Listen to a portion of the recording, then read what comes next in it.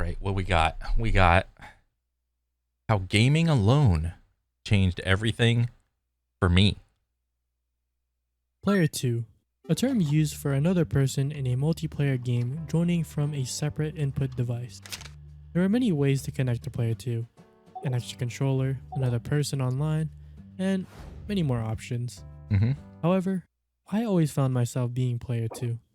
Growing up with an older Oh, brother and being the youngest out of my cousins meant I never owned a gaming console myself, which also oh, meant I was never Player 1. The ah. only opportunity A lot of the times when I was younger, so I have a sister, and she was not like a gamer. I like my younger sister was just not a gamer. Just no. And I ended up playing a lot of just video games by myself as player one. So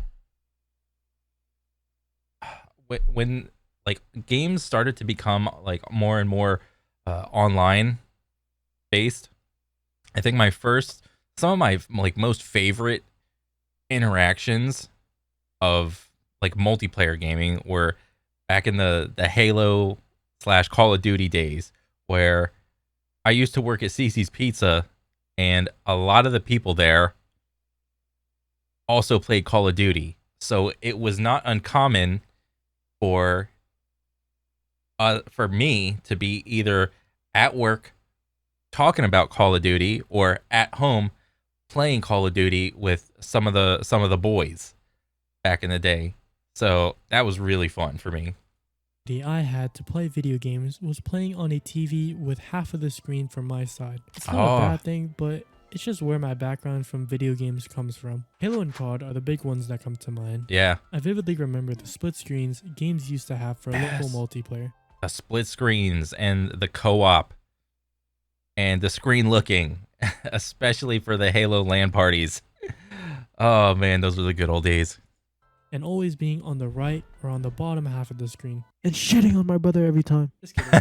However, this didn't sustain for very long as split screen isn't the nicest thing for both my brother and I to Yeah. experience. So, as my brother would play COD online on his PS3, I started gaming on our shitty little family laptop that could run Roblox at like max 30 FPS. Oh Jesus. Less. That's a bit generous. Bro, like when I played World of Warcraft, I had one of those big ass gray monitors that were like essentially it was a box.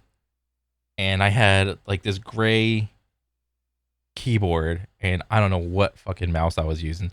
I was a caveman back in the day. And when I first played World of Warcraft, I had to like look down at the floor so I could consistently get like 15 FPS. Because if I looked up and the game tried to load the background, it would just be like 5 FPS. And I would like hold W and then would move forward a little bit. And I would have to angle the camera down so that it didn't put the background in my view. Oh my God. I feel your pain.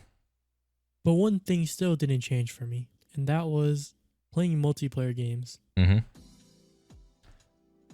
I found out about Minecraft through my friends and mostly played Minecraft servers throughout elementary school. I of course knew about the survival aspect. I never played Minecraft at all. I just was not part of that.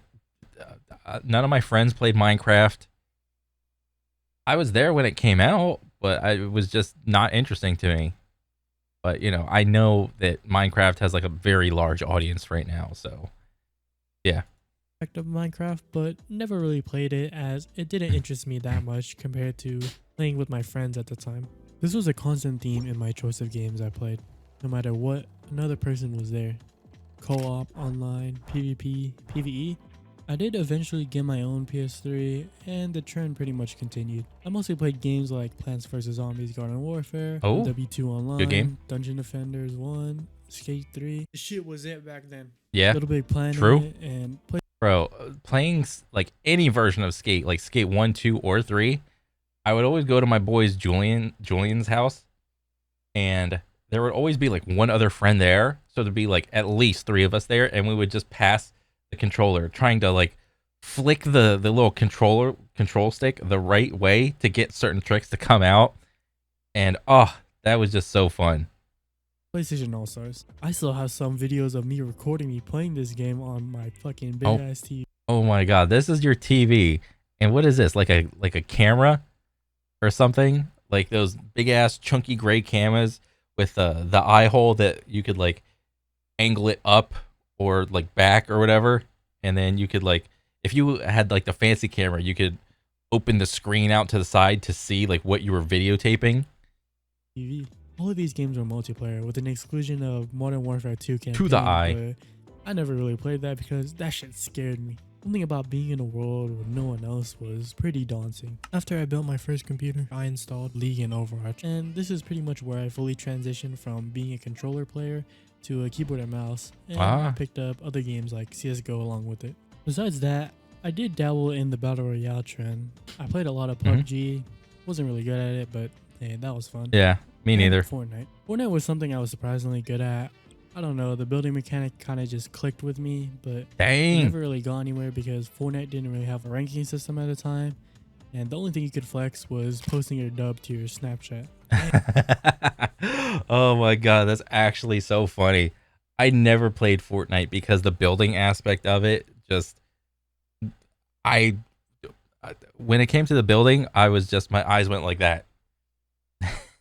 Damn, what a time. After the Battle Royale scene, I didn't really play any other games besides Riot games. Hey, Phoenix King, what? Oh, I hit him? On side, main left side. Two on side. One flank. Oh my god. You have an aid. To your right, above you. Oh shit! At first, I was very scared of ranked and competitive play in these games. Oh Growing yeah. up in Minecraft, I was a very casual gamer. Oh yeah, like with Valorant and Overwatch, they heavily like pedal the rank system in those games, and even when I was younger, I kind of neglected to play the ranked version of a lot of console games. If they had like a ranked version, like online or whatever, I was just so like I don't know, bashful or what do you call it, shy when it came to that type of thing. Because I always would imagine, oh, what if I'm not good enough? That type of thing. I would be scared to lose, essentially. Even though I started off with Halo and COD. It's difficult to pinpoint where I got into the grind of ranked games, but my best guess would be around the time I played CSGO. I never really got far in CS ranks, maybe Gold Nova 1, which isn't that good, but hitting that gold and getting out of silver felt really satisfying. Oh yeah. The climb for a higher rank became so much more appealing, and yeah, the first time you reach a rank, it's like you're on a whole nother level. For me, the ranked mode that I grinded, it wasn't Halo 2, although I did do it, but I didn't really understand what the hell I was doing. For me, it would have probably had to have been Apex, like Apex Legends, and every season I would just do better and better. First season came out, I would be bronze. Next season came out, I got to silver. Next season came out, oh my god, I'm getting past silver. I'm into gold. Ooh. And then what was after gold? Was it plat? It was plat. The first time I got into plat, I was like, oh my god, I'm starting to hit that, like, I'm starting to be somebody. And then the first time I hit diamond in Apex, I was just like off the wall. I was like, oh my god. I'm taking screenshots of it. I'm posting it on my little like Instagram thing. It's like nobody cares. But for me, I was like, oh, I don't suck. I started to feel the rush of close games and the relief Yeah. of closing one out. Don't mind the screaming. Heal me!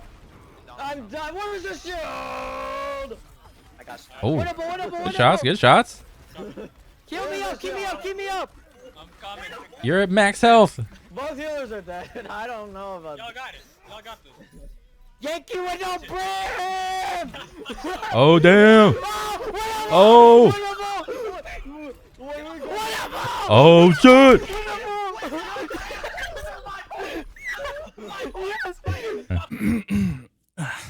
Yeah, I was a kid during that, so That's okay. you know, Hey, you're pretty good, man. shit happens. Soon it got to Bro, I wasn't that good at that age. The point where if it wasn't competitive or if it didn't have a ranking system, then I didn't want to play it. Of course, as with anything competitive, you also feel the Oh, overwhelming weight of defeat, and sometimes it yep. can overpower the feeling of Yeah. a win. I think I felt this the most when I played Overwatch because the game was so fast paced and it can really get your emotions riled up. Oh yeah. I never really The emotion for me came from just playing Call of Duty pubs.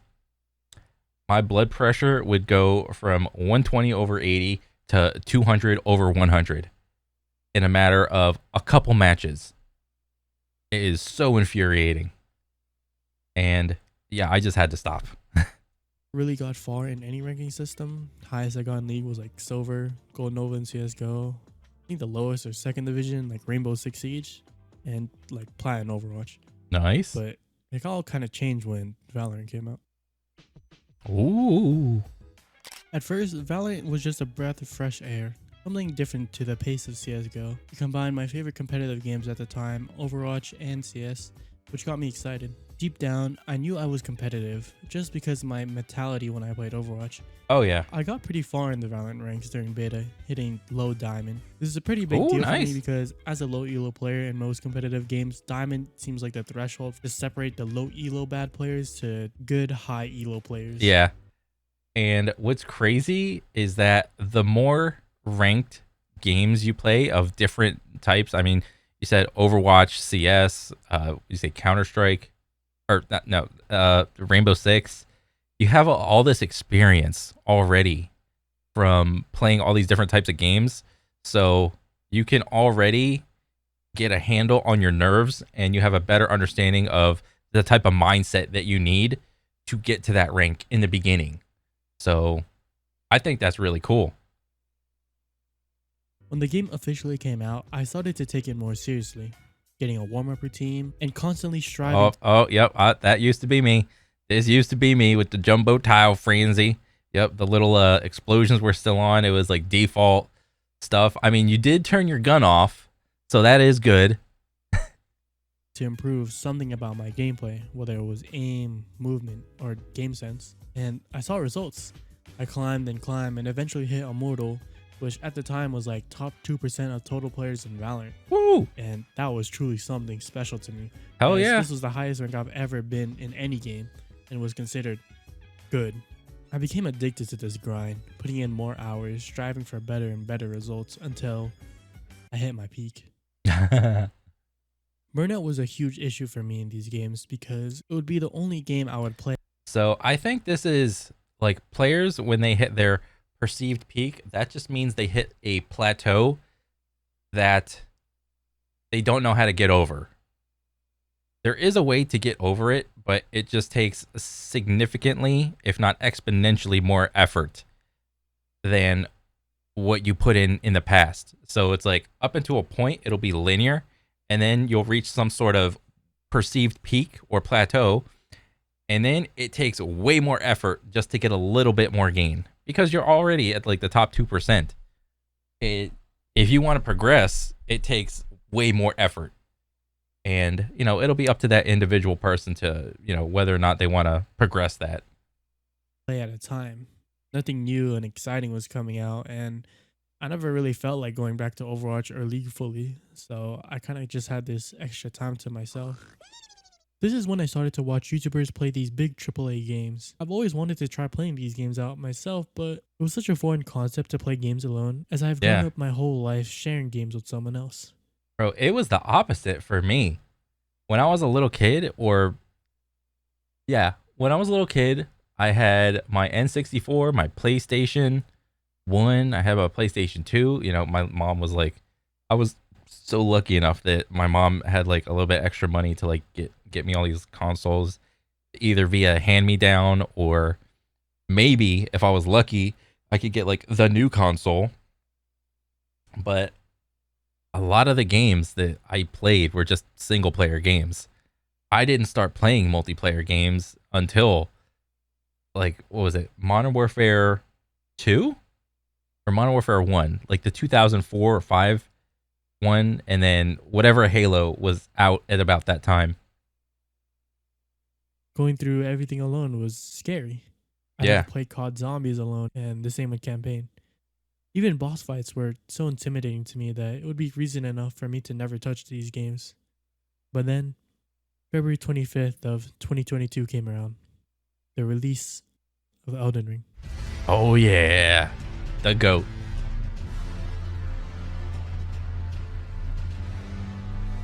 Oh, that bridge. Yep. Elden Ring was a turning point in my gaming timeline. I've known about these single player games, but I've never experienced them fully myself. Always through another set of eyes and never fully immersed.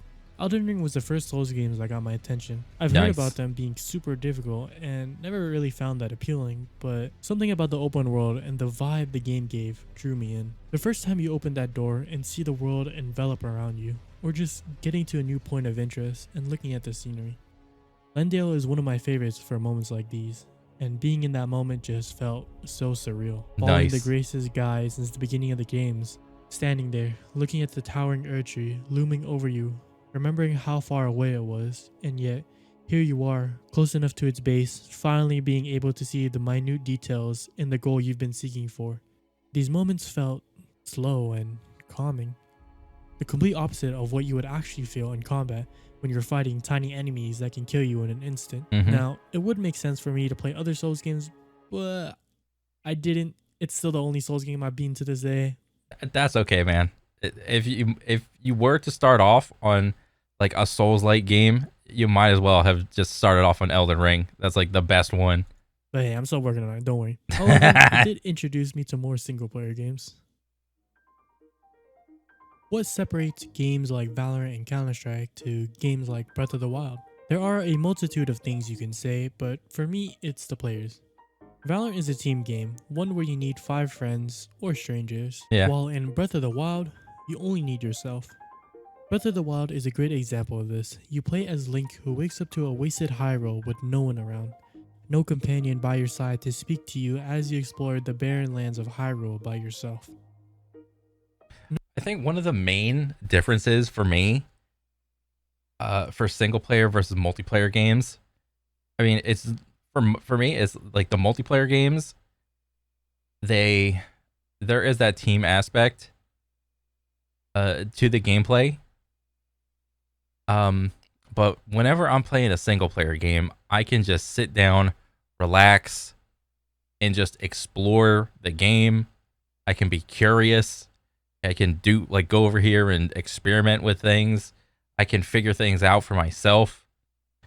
If you really want to ruin it for yourself, yeah, you can go online and like look up guides on how to do this and that and whatever, because we just happen to live in that kind of time where everything is just meted into the ground before it's even released. But whenever I make an effort to go out of my way to like buy like a new like single player game, I really try to just not consume any content for it, and I just until I at least just try to beat the game. Like, let me get one playthrough through, and then I'll start to look at videos and whatnot. Another game that I enjoyed was God of War 2018, a Norse sequel to the original God of War that follows our protagonist's father Kratos and his son Atreus. There are many things about this game that bring out Norse mythology into its world, but I think one of the key factors into the WoW aspect in its presentation is its sheer scale of creatures that inhabit the Norse world. The first Nice. time meeting the World Serpent or the Dead Giant are special moments in the game that really help define its world. These moments, although short, completely freeze your world as you react to the scene. I've already glazed Elden Ring already in this video and Yeah. other games like Nier throughout my previous videos on my channel, but a little quick rundown of just one special moment from Nier Automata was the opening sequence into the amusement park.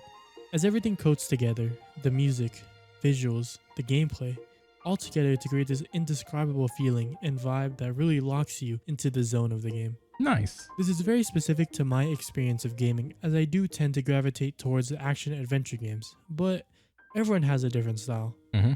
Or other games like this can still evoke an immense amount of stress, so they would rather play comfy games like Minecraft, Stardew Valley, or Animal Crossing. Everyone is different, and you can only really tell what games you like by playing more and experimenting. Oh yeah.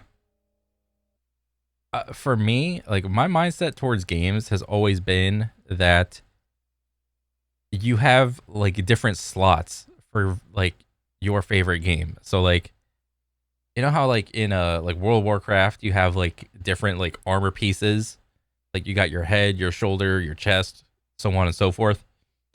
For me, it was like it would be like for video games, what is my favorite shooter that I'm playing right now? And then what is my favorite like action adventure game I'm playing right now? And then what is my favorite, I don't know, like calming chill out game that I'm playing right now?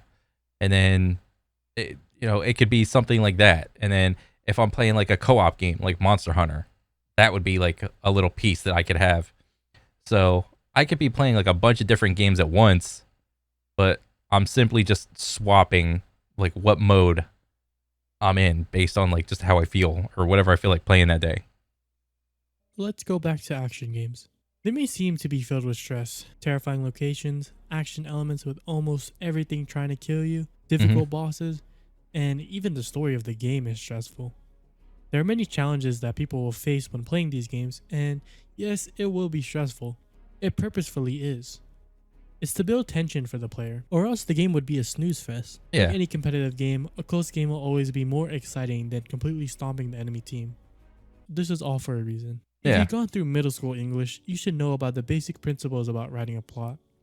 You Right. have your exposition to rising action and into a climax. It's a pretty simple concept, with other writing devices to deviate from this. But the main takeaway I want to get from this is falling action. A story filled with tension is exciting, but it can only last for so long. You Right. can't always have constant rising tension because it becomes overloaded, which can lead to exhaustion or boredom for a viewer. A story needs a That's moment fair. of nothing. Now, what do I mean by nothing? Obviously, Oh. I don't mean there's nothing happening at all, but rather there is much less stress in the scene compared to what usually happens. In stories like the minigames I mentioned before, there is constant action, where it's the norm, and a moment of nothing is peculiar. It's different. And it's a nice change of pace for the viewer. Yeah. An extremely good example of this is in Berserk. Oh, here we go. You may know Berserk because of its artwork, or because of the thousands of people that glaze over this manga. Yeah. Deserved, by the way. But that's not what I'm here to discuss. Berserk is an action-filled manga, tons of fights and amazing direction through the artwork and an intense plot to back it up. With story arcs like The Black Swordsman and The Golden Age, there are many incredible moments of insane climatic twists and turns that many can point out in this manga. But something that I see many people forget are the panels of Guts just sitting there, Yeah, just sitting there, chilling out. staring off into the sky. If you binge read Berserk, you know the constant scroll to read more and click the next chapter to see what unfolds in the story. But for me, moments like these make me completely stop and really appreciate the panel fully.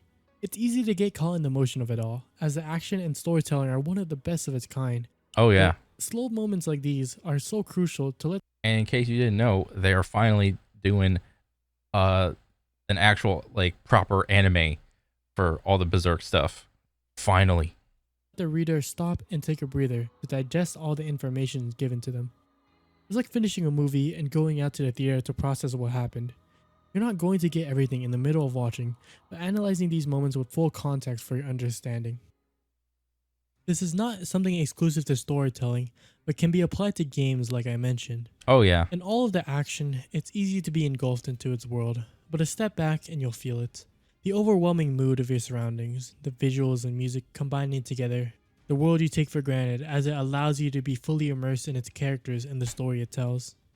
Fighting one of the hardest bosses in the game can be very thrilling in the moment, but after the boss is done, you kind of just sit there and let it all sink in that you've done it, finally. And to me, this is what truly brings games to life. Player 2. A term I've known since the start of my gaming lifetime, and whether it be that extra controller connected, or another cog in the system of a team, I've never been put in a situation to call myself Player 1 until now. Oh dang. Just through the lens of this. Yeah, that's one of the main things that single player games have versus the multiplayer game. Whenever any time, like, what's really weird to me is like sometimes I'll be watching like some of these videos and people will say things like, I just want to come home from work and relax and play the ranked mode on my favorite shooter game, where whenever you engage in the ranked mode of your favorite shooter, in general, I would think those are high stress situations. Or I'm just trying to relax and play some Call of Duty. Said no one ever. All right.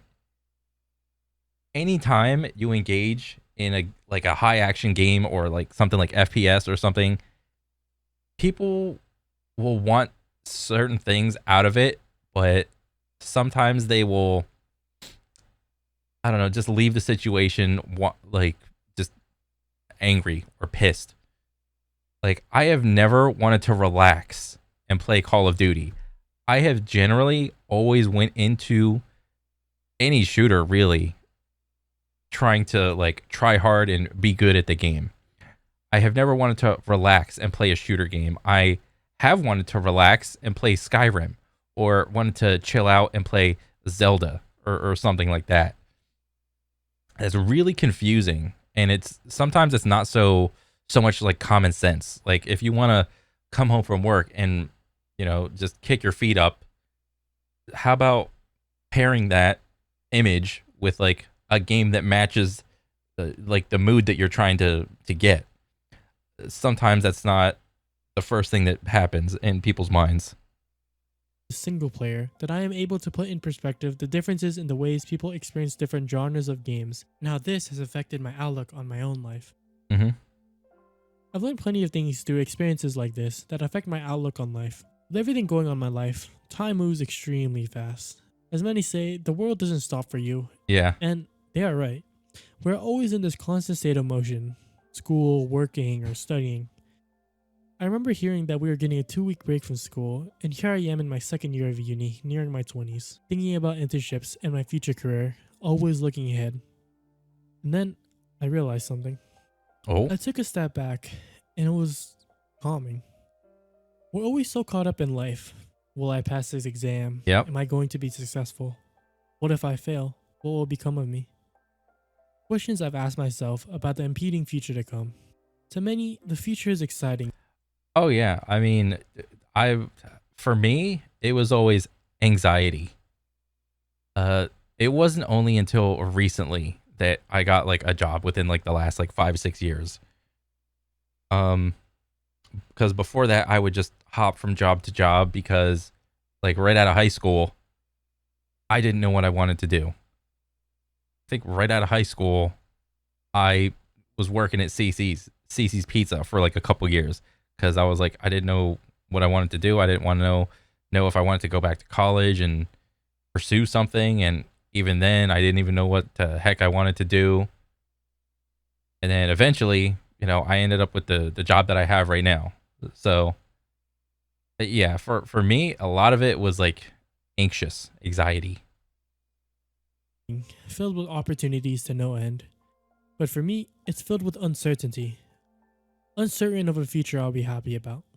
However, you're not living your life in the future, but in the present. When I look back on the things that I've done that were so stressful, like a big class project, an exam I wasn't ready for, or a big event at work, and here I am doing fine as ever. I've realized that I've been through my most stressful moments in life and almost never think about them now because in my head, Oh yeah. I'm at a constant state of stressing about what's next. Mm-hmm. It wasn't until I took the step back that I realized I lived through a lot of experiences and I'm still okay. Yeah. And so will you. You're living in the present, so enjoy it while you're in it. Like the popular saying goes, you don't know you were in the good days until you're out of it. Yeah, that is pretty true, man. So capture it now as best as you can. Even down the line, you reminisce on these good times. And remember, you're living in the moment, and that moment can be a moment of nothing. And that's perfectly fine. Now, I'm not telling you to drop your competitive games like CS or League and pick up a Yeah. controller to play Dark Souls. Hell, I still even play CS2 and Overwatch still. It's just that maybe a change can do something for you, as it did for me when I played these games. Right. It can give you a new perspective than just the angry tilting nature of these competitive games. The stressful yet chill nature of a single player game with just you and your thoughts is something I think every gamer should try to experience once in their lifetime. I have not played like Near Automata yet. I really need to. Stories of danger, fearless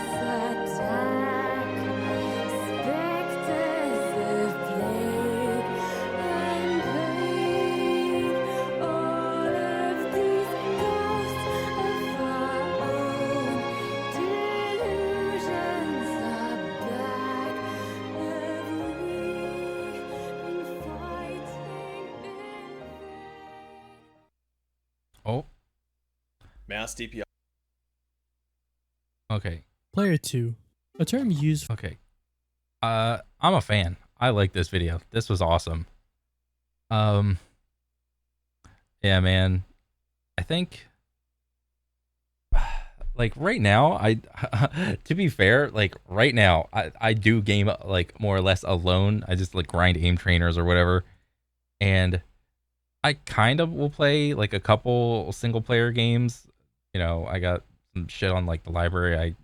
I got like a backlog of things, and I don't know, watching this just makes me want to like just chill out on the aim training bullshit and just go enjoy like a single player and enjoy it in the way that I said, in that don't look up any videos and shit like that, because I find when you do that, you just ruin it for yourself. And yeah, because I used to do that in the past, and it's like, but no, I think gaming alone is very relaxing, but can also be very challenging, because a lot of these single player games have like different difficulties, or maybe if you get good enough at a game, what do you call it? You might want to start maybe dipping into speed running. That's a whole new thing. But nah, I thought this video was awesome. I like this. I was not expecting this. This was just really good, man. I am a fan, and yeah. I want to see like what else there is, and yeah. I'll catch you guys on the next one, all right? Later.